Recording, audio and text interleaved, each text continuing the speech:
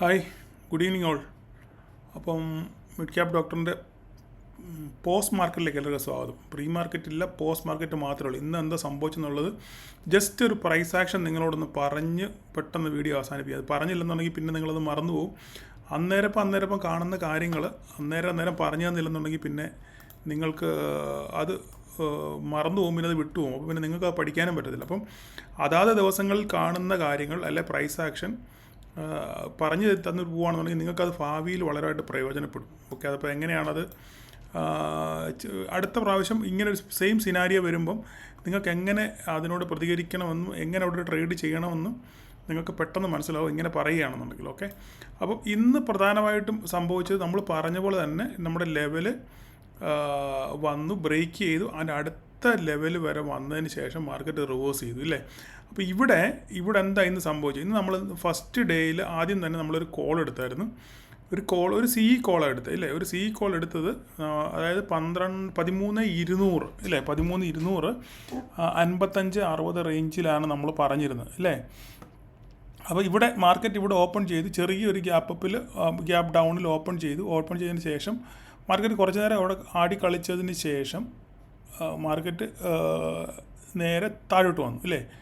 Market നേരെ താഴോട്ട് വന്നു. 3 ക്യാൻഡിൽ 15 മിനിറ്റ് മാർക്കറ്റ് താഴോട്ട് വന്നു.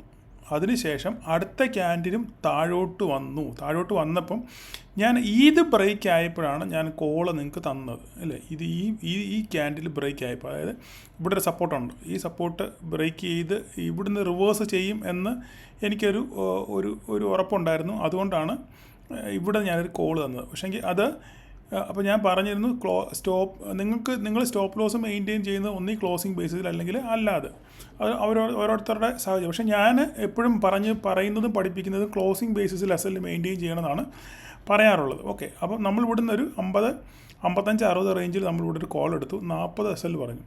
അപ്പം 2 ക്യാൻഡിൽ വന്നു. ഇത് വന്നപ്പോൾ ഏകദേശം ഒരു 46-47 റേഞ്ചിലാണ് ഇവിടെ ഓരോ വന്നത്. അതിനുശേഷം മാർക്കറ്റ് ഇവിടുന്ന് നല്ല ഒരു ഡൗൺ കാണിച്ചു, ഇല്ലേ? 3ാമത്തെ ക്യാൻഡിൽ. അപ്പോൾ നമ്മുടെ എസ് എൽ 40 അടിച്ച് 36 വരെ പോയി. അപ്പോൾ 36 വരെ പോയപ്പോൾ 2-3 പേര് പറഞ്ഞു എസ് എൽ അടിച്ചു.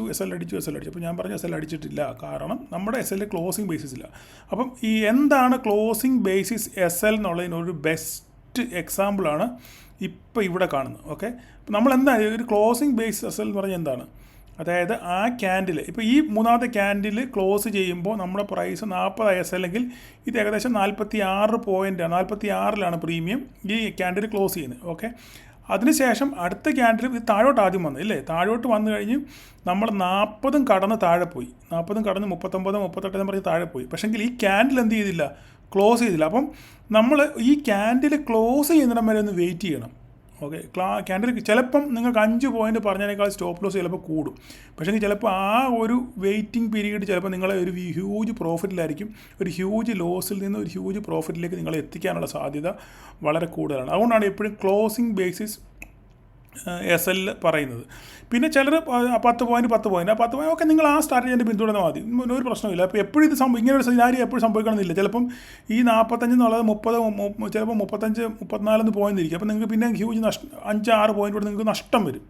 അപ്പോൾ ആ നഷ്ടം സഹിക്കാൻ തയ്യാറുള്ളവർ മാത്രമേ ഇങ്ങനെയുള്ള പരിപാടിക്ക് നിൽക്കാവോ, ക്ലോസിംഗ് ബേസിസ് എസ് എൽ. അല്ല, നിങ്ങൾ കൃത്യമായിട്ട് എസ് എൽ മെയിൻറ്റെയിൻ ചെയ്തവരാണെന്നുണ്ടെങ്കിൽ 10 പോയിൻ്റ് ഞാൻ കൊടുക്കാൻ തയ്യാറുള്ളൂ, അങ്ങനെയാണെന്നുണ്ടെങ്കിൽ അങ്ങനെയുള്ളവർക്ക് അവിടെ നിന്ന് പോവാം, ഇറങ്ങാം, ഒരു പ്രശ്നമില്ല. അല്ല, 15 പോയിൻ്റ് എസ് എൽ കൊടുക്കാൻ തയ്യാറുള്ളവരെങ്കിൽ ആ 15 പോയിൻ്റ് അവിടെ നിന്ന് ഇറങ്ങാം. അതിൽ കൂടുതൽ നിങ്ങൾ വെയിറ്റ് ചെയ്യേണ്ട കാര്യമില്ല. അല്ല, നിങ്ങൾ റിസ്ക് എടുക്കാൻ തയ്യാറാണ്, കറക്റ്റായിട്ട് നിങ്ങളിത് ഫോളോ ചെയ്യുന്ന ആളാണെന്നുണ്ടെങ്കിൽ നിങ്ങൾ ആ ക്യാൻഡിൽ ക്ലോസ് ചെയ്യുന്നവരെ വെയിറ്റ് ചെയ്യണം. അപ്പോൾ നോക്കിക്കേ, ഇവിടെ ക്ലോസിംഗ് ബേസിസ് എസ് എല്ലിനുള്ള ഒരു ബെസ്റ്റ് എക്സാമ്പിളാണ് ഇവിടെ കണ്ടത്. അപ്പോൾ ഇവിടെ 46 വന്നു, ഇല്ലേ? നമ്മുടെ സ്റ്റോപ്സ് അടിച്ചിട്ടില്ല. അടുത്ത ക്യാൻഡിൽ വന്നു, നല്ല ഹ്യൂജ് ഒരു റെഡ് ക്യാൻഡിൽ. ഈ വിക്ക് കണ്ടോ, ഇത് റെഡാണ് ഇവിടെ കാണുന്നത്. ഈ ക്യാൻഡിൽ റെഡ് വന്നു കഴിഞ്ഞപ്പോൾ ഏകദേശം ഇവിടെ 36 വരെ വന്നു. 36, 40 എസ് എൽ ആണ്. 40 താഴോട്ട് വന്ന് 36 വരെ വന്നു. പക്ഷേ ഈ ക്യാൻഡിൽ പിന്നെ അവിടുന്ന് റിവേഴ്സ് ചെയ്തു. ഇത് 5 മിനിറ്റ്സ് ക്യാൻഡിലാണ്. ഇത് റിവേഴ്സ് ചെയ്ത് നേരെ ഈ ക്യാൻഡിലിനേക്കാളും അതിൻ്റെ ഇരട്ടി സ്ട്രോങ്ങോടുകൂടെ ക്യാൻഡിൽ മുകളിൽ ക്ലോസ് ചെയ്തു. അപ്പോൾ ഇത് ക്ലോസ് ചെയ്തപ്പം ഏകദേശം 46-47 പോയിൻറ്റിലാണ് ഇത് ക്ലോസ് ചെയ്തത്. ഏകദേശം 50 പോയിൻറ്റിനടുത്താണ് ഈ ക്യാൻഡിൽ ക്ലോസ് ചെയ്തത്. ലോ പോയത് എവിടെയാണ്? 36. ഹൈ പോയത് എവിടെ? 50. അപ്പം ഇതാണ് ക്ലോസിംഗ് ബേസിസ് സ്റ്റോപ്പ് ലോസിൻ്റെ ഗുണം. മനസ്സിലായി? അതിനുശേഷം ആ മാർക്കറ്റ് എവിടം വരെ പോയി? ഇത്രയും വരെ പോയി മാർക്കറ്റ്. അപ്പോൾ നമ്മളത് മനസ്സിലാക്കേണ്ട കാര്യം, സ്റ്റോപ്പ് ലോസ് മെയിൻറ്റെയിൻ ചെയ്യുമ്പം ക്ലോസിംഗ് ബേസിസ് സ്റ്റോപ്പ് ലോസിൻ്റെ ഇത് എപ്പോഴും സംഭവിക്കണമെന്നില്ല. പക്ഷേ ഈ വളരെ റെയർ കേസിൽ ഇങ്ങനെ സംഭവിക്കാറുണ്ട്. അങ്ങനെ സംഭവിക്കുകയാണെന്നുണ്ടെങ്കിൽ നിങ്ങളുടെ നഷ്ടം ഭയങ്കരമായിട്ട് കുറഞ്ഞ് ഭയങ്കര ലാഭത്തിലേക്ക് വരും. ഞാനിപ്പോൾ ഇവിടെ 55-60 ഇവിടെ കൊടുത്തിരുന്നത് ഇല്ലേ. അതിനുശേഷം ഞാൻ ഇവിടെ വന്നപ്പോൾ ഞാൻ 45 അവിടെ എത്തിയപ്പോൾ ഞാൻ ആവറേജ് ചെയ്യാൻ പറഞ്ഞിരുന്നു. ആൾക്കാർ അവിടെ ആവറേജ് ചെയ്തിട്ടുണ്ട്. എന്നിട്ട് അവർ ക്ലോസിംഗ് ബേസിസിൽ, എന്നെ അറിയാവുന്നവരെല്ലാം ക്ലോസിംഗ് ബേസിസിൽ SL ഹോൾഡ് ചെയ്തു. മറ്റുള്ളവർ 2-3 പേര് അറിയാൻ പറ്റിയ പുതിയ ആൾക്കാരായിരിക്കും, അവർ ക്ലോസ് ചെയ്തു. ഓക്കെ, SL അടിച്ച് ക്ലോസ് ചെയ്തു. നോ പ്രോബ്ലം, പ്രശ്നമില്ല. അവരവരുടെ സ്ട്രാറ്റജി ഫോളോ ചെയ്യുക എന്നുള്ളതേ ഉള്ളൂ. അതിനുശേഷം ഈ 40 എടുത്ത സാധനം അല്ലെങ്കിൽ 36 വരെ പോയ സാധനം ക്ലോസ് ചെയ്തത് ഏകദേശം 140 പോയിൻറ്റിലാണ്. 140. ഞാൻ ആ ബുക്ക് ചെയ്ത സ്ക്രീൻഷോട്ട് ഞാൻ ഇവിടെ ഇട്ടേക്കാം. ഇവിടെ തന്നെ ആ സ്ക്രീൻഷോട്ട് വരും. ഓക്കെ, അപ്പം ആ സ്ക്രീൻഷോട്ട് ഇവിടെ ഉണ്ടോ എന്ന് ഒരു സെക്കൻഡ് ഒന്ന് നോക്കട്ടെ.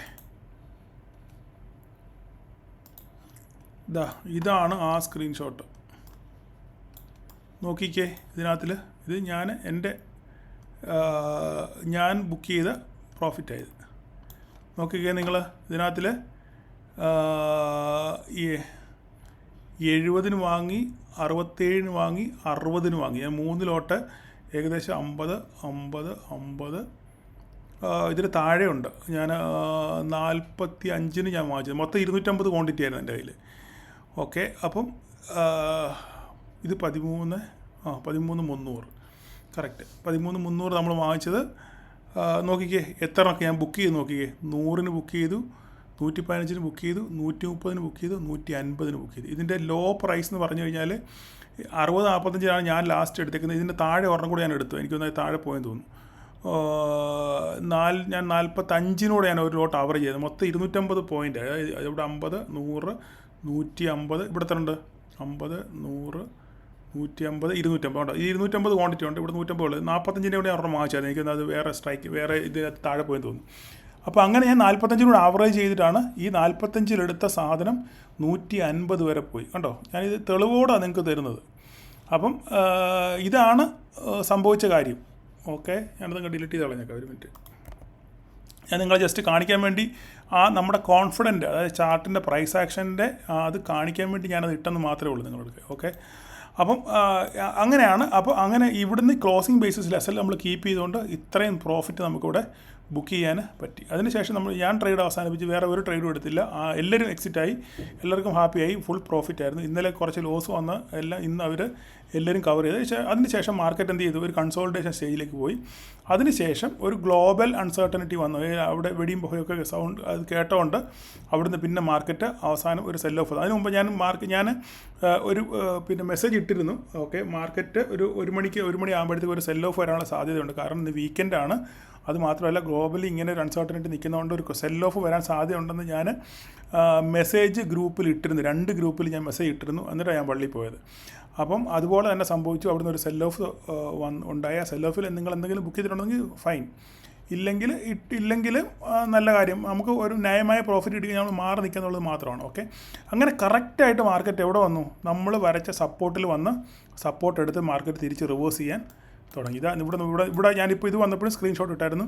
ഇതൊരു സപ്പോർട്ടാണ്. ഈ സപ്പോർട്ട് ലെവലിൽ കറക്റ്റായിട്ട് വന്നിട്ട് ഇവിടുന്ന് മാർക്കറ്റ് റിവേഴ്സ് ചെയ്തു. ഇനിയിപ്പോൾ എന്ത് സംഭവിക്കുന്നുള്ളത് നമുക്കൊന്നും പറയാൻ പറ്റത്തില്ല. കാരണം ഈ വീക്കെൻഡിനകത്ത് എന്തൊക്കെ സംഭവിക്കുന്നുള്ള കാര്യം നമുക്ക് പറയാൻ പറ്റത്തില്ലല്ലോ.